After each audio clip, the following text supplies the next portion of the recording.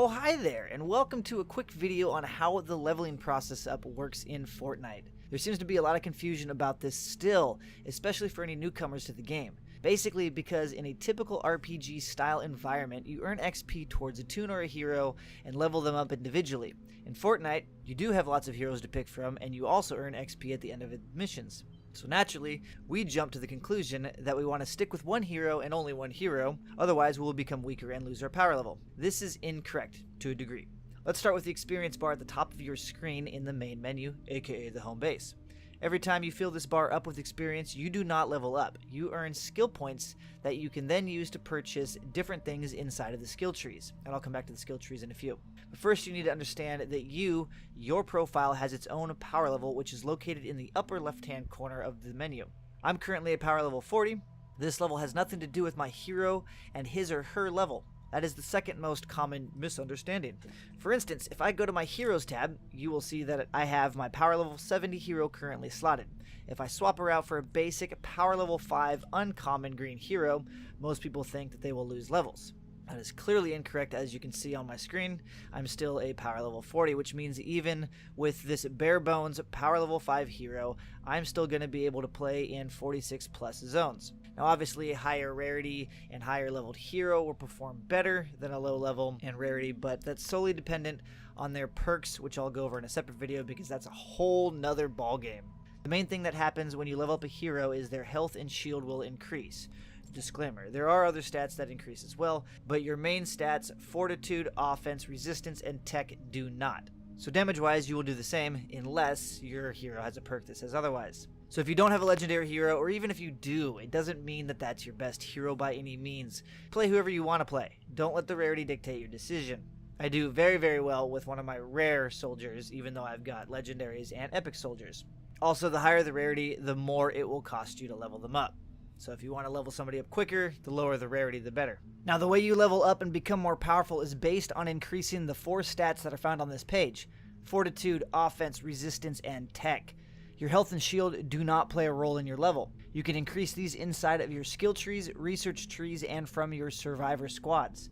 Jumping over to my skill tree, you can see that there are a lot of things to unlock here. The first talent allows me to increase my max effective weapon level by plus 10. To the right one space unlocks the gunslinger slot in my Canny Valley Storm Shield. The next one over increases the amount of research points generated per hour by plus 54. Also scattered around the tree is your 4 main stats that can be purchased to increase your base value. I have 8 points saved up just so I can demonstrate the leveling up process. I'll purchase this plus 5 fortitude, and if you look in the upper left hand corner, you will see the bar below the number 40 grow. Next, I'll purchase this resistance plus 5, and again you will notice an increase. So skill points can help you level, but they are also used for many other things like unlocking hero classes, different gadgets, more survivor slots, which in my opinion is the most important for leveling. Now there's another type of talent tree called a research tree, and this is solely based on time. You earn research points per hour regardless if you are logged in or not. You can then spend these points in the research tree for primary stat increases as well. There are a few other things in these trees like extra bag slots, expanded shield base inventory, transform keys, but they're mainly filled up with primary stats. So once again, I have some points saved up, so I'll purchase this tech plus 5, and just like before, you can notice my level getting closer and closer to 41 with each purchase. I'll go ahead and buy a couple more just to get rid of these points. Okay, so now you know you can level up by purchasing main stats through the skill and research trees, and that leveling up your hero has 0 impact on your level. However, this is still not the most efficient way to level up. You've probably seen but may not have paid too much attention to the survivors that you've been getting. These survivors are your #1 source of leveling, especially after you've played the game for a while. If we go to the squads tab, you can see that my survivor squads make up a tremendous amount of my primary stats. 315 fortitude, 372 offense, and so on.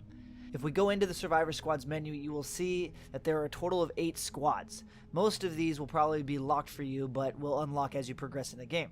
There are 2 squads for each primary stat. Let's look into the EMT squad. There are 2 different types of survivors, leads and regulars.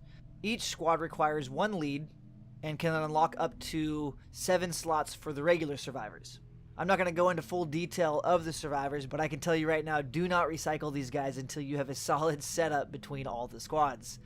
You can get massive bonuses for matching up the symbols at the bottom of each survivor card. Lead survivors can match the squad for a job match bonus, and the regular survivors can match the lead survivor for personality match bonuses, and regular survivors can also match other regular survivors for additional trap, shield, health, and other bonuses. So I wouldn't recommend recycling survivors until you have a solid setup.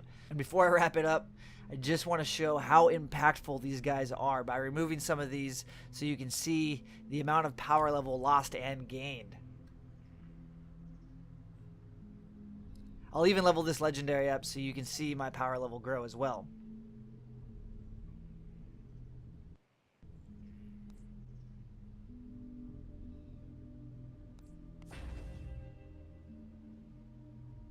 Well, that's pretty much the basics of how to level.